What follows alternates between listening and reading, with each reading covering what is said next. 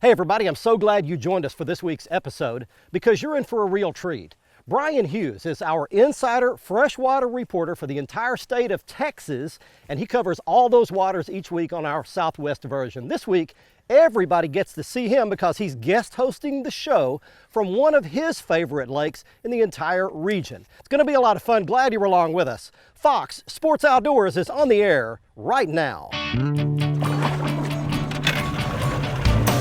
It's time for your weekly fishing reports and real-time outdoor news from the Southeast region. This is Fox Sports Outdoors. Hi folks, and welcome to this week's Fox Sports Outdoors. I'm Brian Hughes, and I normally do the Texas freshwater fishing reports called Lone Star Lakes for Fox Sports Outdoors, but this week I have some really big shoes to fill. I'm going to be guest hosting for Mr. Barry Stokes from right here, Jim Chapman Lake. Formerly known as Cooper Lake, Jim Chapman is celebrating its 25th anniversary, and we're going to try to catch some of the hybrid stripers that live in this lake. It also has a good population of bass and catfish. As we go through the next half hour, we're also going to bring you your local fishing reports from your region via our inside reporters. I'm going to put the Tracker Pro Team 195 in the water, and while I do that, we're going to go back to the FSN studios and check in on your weekly planner.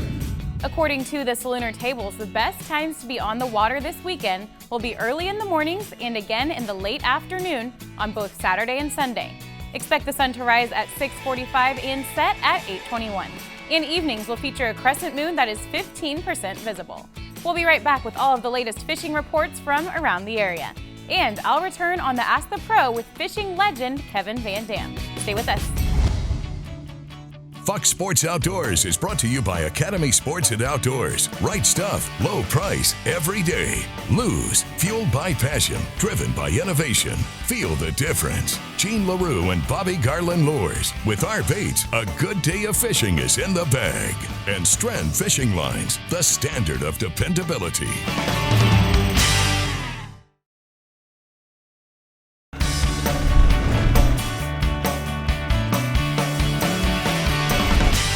There's one right there. Okay, here we go. Here we go. Oh, they pull like a freight train. Oh, look at him. All right, come on now. Come on, this is a good fish. I can see him. Easy, easy. So important to have your drag set properly. Here we go. Come on now, Mr. Fish. Be nice to me today.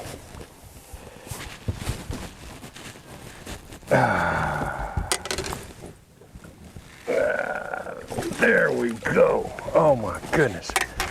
Look at that. Now that, folks, is a good solid Cooper Lake, Jim Chapman Lake hybrid striped bass. That's what we came out here to do today. Now the hybrid striper, you have to know, is a scientifically created fish. It's a cross between the white bass and the striped bass. The male striped bass with a female white bass is called a sunshine bass. If you flip that over and do the female striped bass and the male white bass, you get a palmetto bass. It's called palmetto, incidentally, because these were first created in the 60s in South Carolina, the Palmetto State. They made it to Texas in the 70s, and Parks and Wildlife does a great job of stocking these things. As a matter of fact, they've put over 2 million fish like this in the lake in the last 10 years. That's a good one. He's not a giant, but he's sure a good, solid fish. Whew, we'll come back and try and catch another one. Right now, let's check in with your local lake reports from your region. You know, one of the biggest problems we face with our outboard engines is ethanol. Lucas Marine Products has come out with Ethanol Safeguard. It's an incredible product that treats your fuel system from your fuel tank throughout your motor. It's got cleaning agents, it's everything you need to combat ethanol in your motor. Check them out at lucasoil.com. Hey guys, welcome to this week's Tennessee and Kentucky Fishing Report. You know, the bass fishing bite's the thing happening here right now, and it's happening in both states all across the region. Chickamauga's real good, Watts Bar's real good, Lake Cumberland's real good, Kentucky Lake's real good. Percy Priest, Center Hill, Dale Hollow, the nighttime bite is going off right now. And it's a big black spinnerbait with a big Colorado blade. It's a black and blue jig with a big old black and blue trailer, and it's a big black and blue worm. And you can catch them around the bank, you can catch them on points. I like to fish the same places I fish in the daytime. They just seem to be a little more active at night, and there's certainly no pressure and it's much cooler. If you're gonna fish in the daytime, I had a really good day this week. I had a buddy of mine went out and we had 5 that weighed over 28 pounds. That's some real quality fish. Caught every one on a jig and a worm and caught them pretty shallow. We didn't get a bite in probably deeper than 10 feet of water. We were offshore next to deep water, but this time of year, as it gets hot, the water stratifies and that cooler water is deeper and it doesn't have as much oxygen. So a lot of times, despite the fact that it's cooler down there, there's more oxygen shallow and that makes a big difference. So if you want to go right now, you can catch them. You just kind of pick your poison, day or night, and go have fun and be careful. We'd love to see you on the water in Tennessee and Kentucky. God bless. There he is. Okay. All right, here's another one. Oh, he feels like a good one too. These fish pull like a freight train. Look at that. Look at that. Really want to watch your drag when you're fishing for these things. I broke one off earlier because I didn't have my drag properly set. Here he comes. All right, here he comes. Oh, he's not tired yet. He's not finished yet.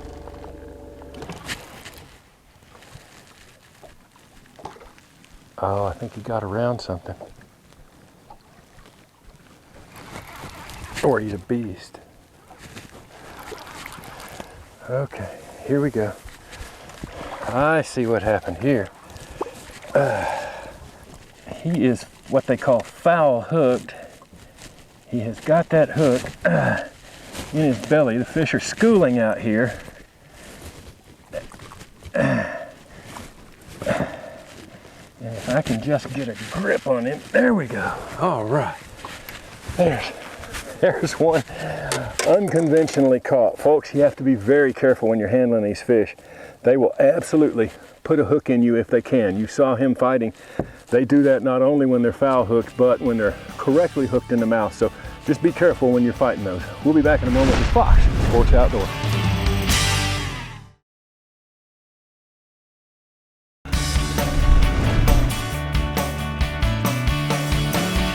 There he is. Oh.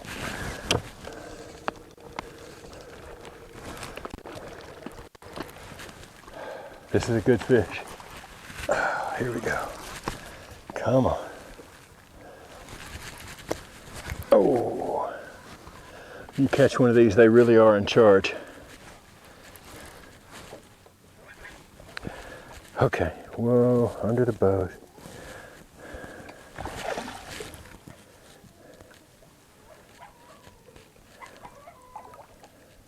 Making the line sing. All right.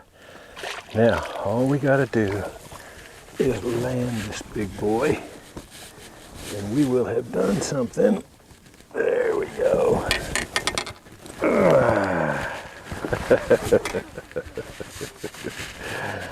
Oh my, that's what we came to Jim Chapman Lake for. My goodness, what a nice hard fighting fish this is. Oh, there we go. All right, I got you, buddy. Look at that. What a fun fish. All right, something you need to know. This lake, when it was originally impounded in '91, they thought it was going to be a great bass lake, maybe even rivaling Lake Fork for largemouth. Didn't really happen. They had a 15 in '97 was the lake record, and it's been that way since 1997. And so it has become a striper fisheries. Hybrids rule the roost, so to speak. Now it's time for you to get more lake reports from your local region. This part of the program is brought to you by Visit Jacksonville. Northeast Florida offers great fishing, family-fun beaches, top restaurants and resorts that are easy to get to, and offer outdoor fun for everyone. So come on, visit Jacksonville. Well, Charter Captain Charlie Gray over in Dolphin, Alabama tells me that the offshore fishing there has just been great. Most of this is pretty early in the morning while it's still pretty calm. He says the offshore oil rigs and gas platforms and some of the near-shore reefs are doing really well for Spanish mackerel up to about 4 pounds, and also kingfish that mostly are to 12 to 15 pound class, but sometimes there's a bigger king there in the 20 pound range. He says farther offshore, around the floating rigs in the 100 fathoms of water, that's way out there now at 600 feet. He's are getting blackfin tuna and some yellowfins. And of course, that offshore fishing also is very good over in the Mississippi side. Inshore fishing for Captain Charlie Gray has been very good for topwater trout. Over in that part of the coast, they prefer a white, little off-white type topwater plugs. Remember, when you have a fish popping at those surface lures, just keep them moving. You want them zigzagging on the surface so they look just like a mullet. You stop to retrieve, the fish turns away because only a bait fish tries to escape. He wants that speed. Charlie Gray says redfish are on fire in all the Mobile Bay marsh areas, all the way out to the offshore beaches. Bull red fishing also has been good along the Georgia coast.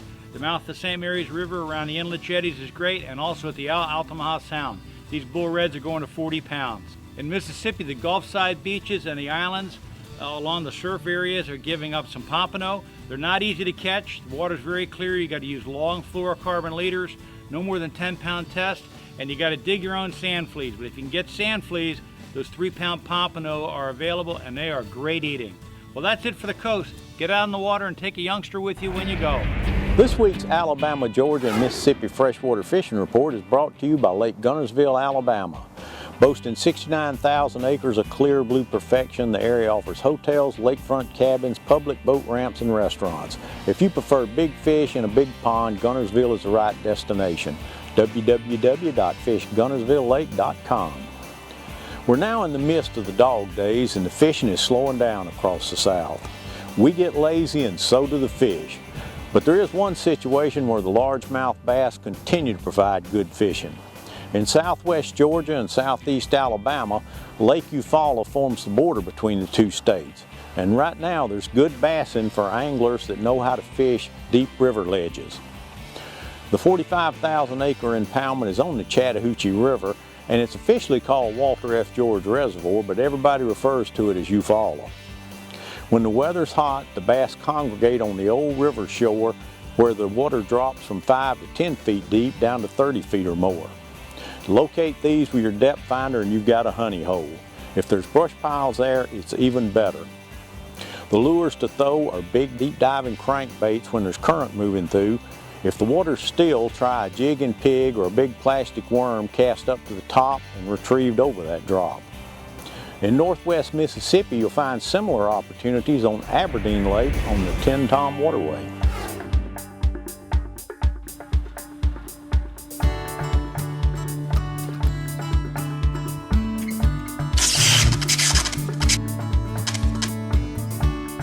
The purpose of doing the electrofishing is so we can get a sample of the fish population, whether we're in a 50-acre small impoundment or out in a 50,000-acre reservoir.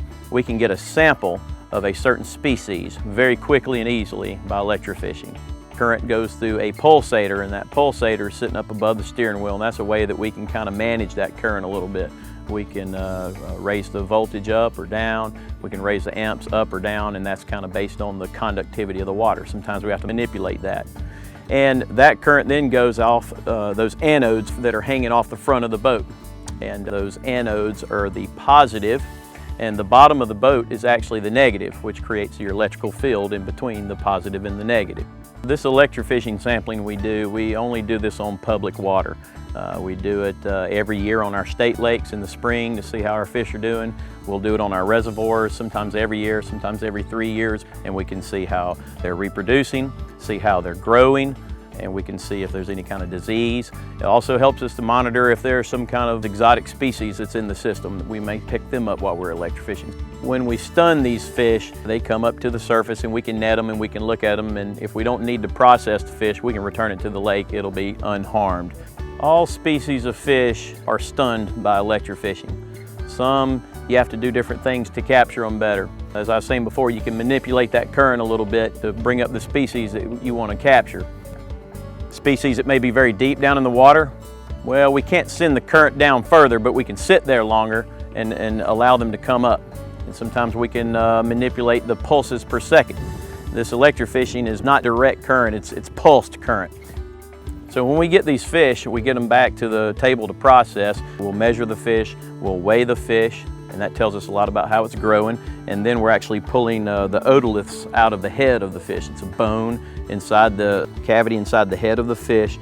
They actually lay a ring down every year on that otolith.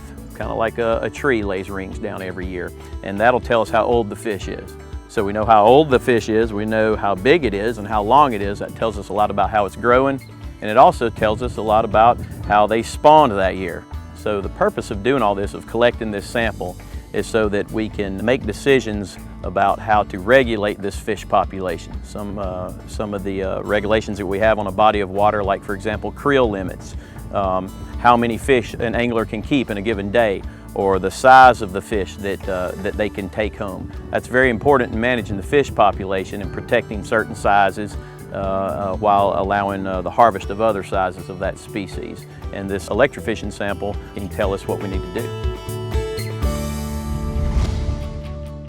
Fox Sports Outdoors is brought to you by Exide AGM Marine Batteries. Starts like new, stays like new longer. Motor Guide Trolling Motors, because accuracy matters. And Nitro Performance Fishing Boats. Champions aren't born, they're made.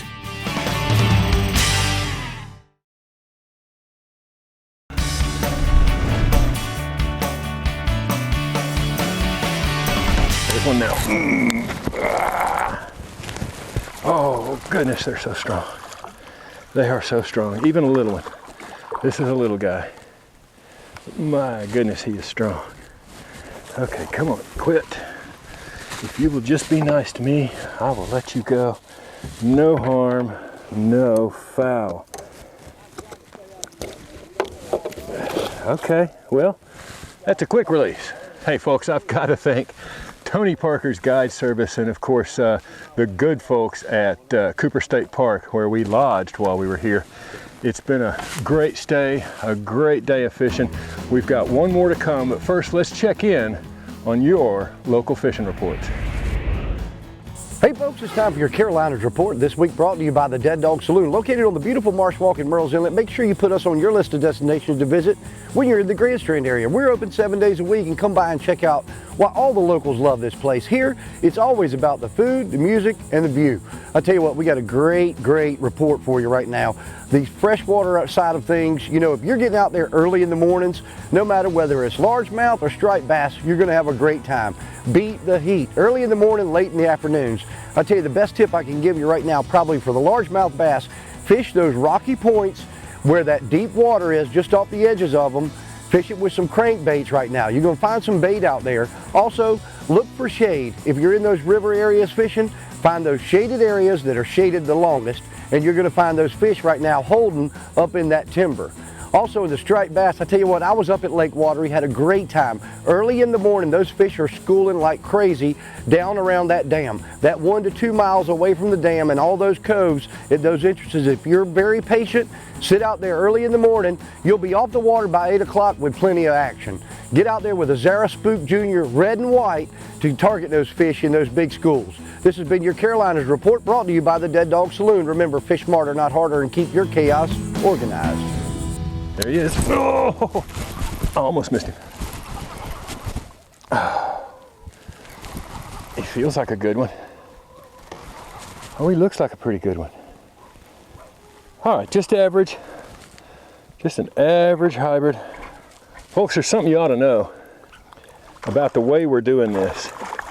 It's no secret that during the summer, and it is the heat of the day, by the way, it's no secret that during the summer, hybrids will gang up on humps on most lakes, and you can catch them with slabs, and that's exactly what we're using. They will try to get you. The thing is, we're not jigging these slabs up and down like you might have been familiar with. It just doesn't work. We tried that for a while. What works on these fish is to throw it out where you think the fish is. There he is. That's a good little hybrid. He was fun. There's a better look at him. Throw it out where you think the fish are. Let it sink to the bottom. Give your reel handle 3, maybe 4 really fast cranks, and then push the button. Let it drop back to the bottom again. You'll usually feel them hit just as you start to pick it up, or as soon as you mash the button and it starts to drop. Whew! We'll be back with the Coast to Catch of the Week up next on Fox Sports Outdoors. Be sure to join Fox Sports Outdoors again next week, Thursday night at 6, or catch the repeat airing Sunday morning at 8:30. And you can always watch the latest episode in full HD on the front page of our website at foxsportsoutdoors.com. Plus, catch up on all past episodes by clicking the archive button, and see lots of how-to and product videos by clicking the How-To button. Also, stay up to date with the latest fishing news, videos, and photos by clicking the follow button on our Twitter feed, and get lots of that same info by clicking the like button on our Facebook page.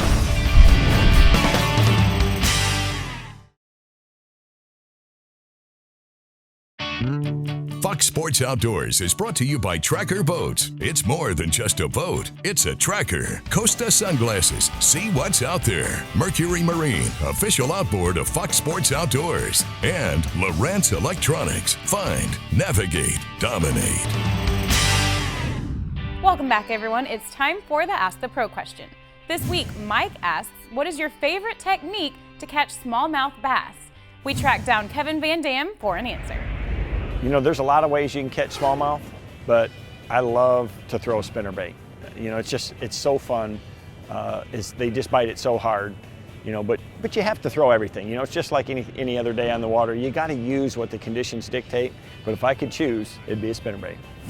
Thanks, Kevin. If you have a question for one of the anglers, visit our website, follow the Ask the Pro link on the right side of the page, and send it in. Now, one lucky viewer wins a new pair of shades on the Costa Catch of the Week.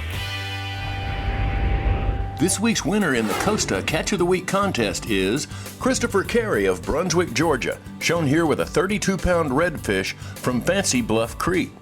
To enter the contest, go to foxsportsoutdoors.com and click on the Costa Catch box on the right side of the screen.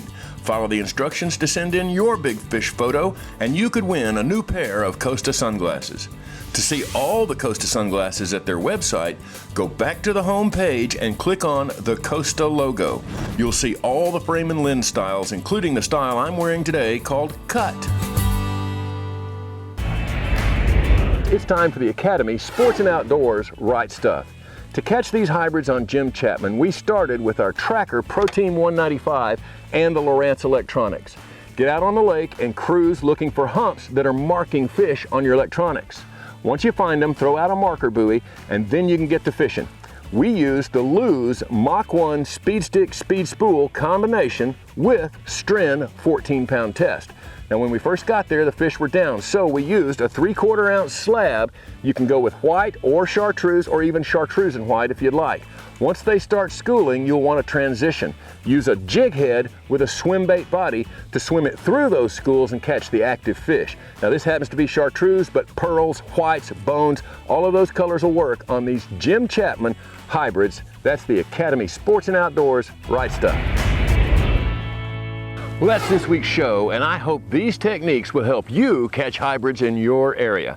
Barry will be back next week, and as he says, be safe, have fun. Bye-bye, y'all.